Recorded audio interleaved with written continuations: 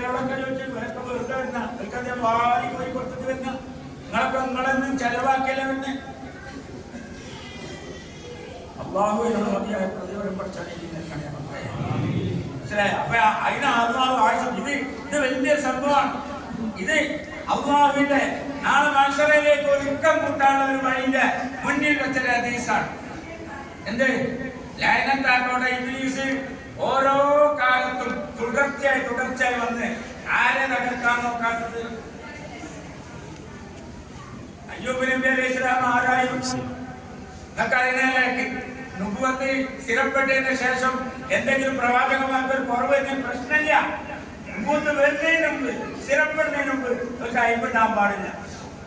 അയ്യൂബ് നബി അലൈഹി സ്വലാമിന്റെ നുബുവത്ത് സ്ഥിരപ്പെട്ട് ഞങ്ങൾ അംഗീകരിച്ചതിന് ശേഷം അള്ളാഹു പറഞ്ഞ ലോകത്തുള്ള ജനങ്ങൾക്ക് ഒരു മാതൃക.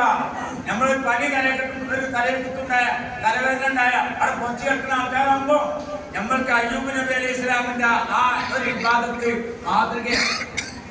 ഇതാ മാതൃക. യൂസുഫ് നബി അലൈഹി ഇസ്ലാമിന്റെ പരമ്പരയിലെ റഹ്മത്ത് ബീവിയാണ് ഭാര്യ. ഒരു വീട്ടില് അന്ന് സാമ്പത്തികമായിട്ടുള്ള അത്യാവശ്യത്തിനുള്ള ആൾക്കാരാണ്. ഹോസ്റ്റലിൽ കഴിവുണ്ടായിരുന്നു, കുറെ തോട്ടങ്ങളുണ്ടായിരുന്നു, കുറെ ആടുമാടും ഒട്ടകങ്ങളുണ്ടായിരുന്നു.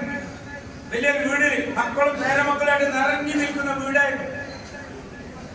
ആ വീടുണ്ടായിട്ട് അതൊന്നും ഉപയോഗിക്കാതെ ചെറിയൊരു മഹല്ലറ, ഒരു തക്കയ്യ, ഒരു ആരാധന മണ്ഡപം കെട്ടിയുണ്ടാക്കി. ഒക്കെ അമ്പിയാക്കളുടെ സ്വഭാവം തന്നെ. അമ്പിയാക്കളെ ശേഷമുള്ള ഔലിയാക്കളുടെ സ്വഭാവമാണ്. അസ്ഹാബുൽ ഖൽഖിലെ ഔലിയാക്കളുടെ സ്വഭാവം അതാണ്. ഒരു തക്കിയ ഉണ്ടാവും, മഹല്ലറ ഉണ്ടാവും. അവിടെയൊക്കെ കുറെ ആൾക്കാർ നിർമ്മിക്കുന്നുണ്ടാവും. അത് അള്ളാഹു തെരഞ്ഞെടുത്ത ആൾക്കാർ. അതിന് നമ്മൾ പെട്രോളിൽ നിന്നും കണ്ടിട്ട് മച്ചി കലമൊളിക്കാറ് ഗർഭിണിയുടെ കാര്യം. അതുപോലെ നമ്മളെ കൂട്ടത്തില് ഗർഭധാരണ കാരണം ഉണ്ടാക്കാത്ത ഏത് സഹോദരിമാരുണ്ടെങ്കിലും മുത്ത് റസൂലുള്ളാഹിന്റെ അക്കൗണ്ടും മറിയം ബീവിന്റെ അക്കൗണ്ടും നബീസത്തുൽ മിസ്രിയാന്റെ അക്കൗണ്ടും മുഹമ്മദ് ഖാസിം വലിയുള്ളാന്റെ അക്കൗണ്ടും അള്ളാഹു സ്വാലിഹായ മക്കളെ നൽകി അനുഗ്രഹിക്കണേ പഠിച്ചോനെ. ഞാനൊക്കെ മക്കളെ അവ അള്ളാഹുവിന്റെ മാർഗത്തില് ഉള്ള ഒരു കൂട്ടായ്മയാണ്. ഞാൻ അധികം പറയില്ല, നമ്മൾ നമ്മുടെ സ്ഥലത്തും വേറെ കാര്യങ്ങളുള്ളത്. അതുകൊണ്ട് മഹാന്മാര് നമ്മൾക്ക് അള്ളാഹുവിന്റെ മാർഗത്തിലേക്ക് വെച്ചെന്ന ആ വഴി അതാണ്. ഇതിൽ വേറെ ഒരു ഉദ്ദേശങ്ങളൊന്നും ഇല്ല. ഞങ്ങൾ ഉണ്ടായിട്ട് നിങ്ങൾക്കാ വിചാരം ഉണ്ടായിട്ടുമല്ല. ഇത് നിങ്ങൾക്കൊരു യക്കീൻ വരണം. ഇതിൽ ആ യക്കീൻ വല്ല് നമ്മളെ വേറെ പ്രസംഗമോ അല്ലെങ്കിൽ ഞങ്ങളെ സാന്നിധ്യമോ കണ്ടിട്ടല്ല. അത് മഹാനവറുകളോട് മുടങ്ങാതെ അടുത്ത് ബന്ധപ്പെട്ട് വരുമ്പോ അദ്ദേഹത്തിന്റെ പ്രവർത്തനങ്ങളിൽ ആദ്യം മുതൽ അവസാനം വരെ ഉള്ളത് ഇങ്ങനെ വിലയിരുത്തുമെന്ന് മനസ്സിലാവും. മറ്റുള്ളതൊക്കെ പറയാത്ത ലോകത്ത് ആരെ പറ്റിയാ പറയാം. റസൂലുള്ളാഹിനെ പറ്റി എന്തേ പറഞ്ഞിരിക്കുന്നു? ഇന്നഹുല മജ്നൂൻ അത് പറഞ്ഞിട്ടില്ല. റസൂലുള്ളാഹിനെ പറ്റി ഇന്നഹുല മജ്നൂൻ, റസൂലുള്ളാഹിനെ ഭ്രാന്തനാണ്. കൗത്തുകൂടെ കൊടന്മാരുണ്ട്.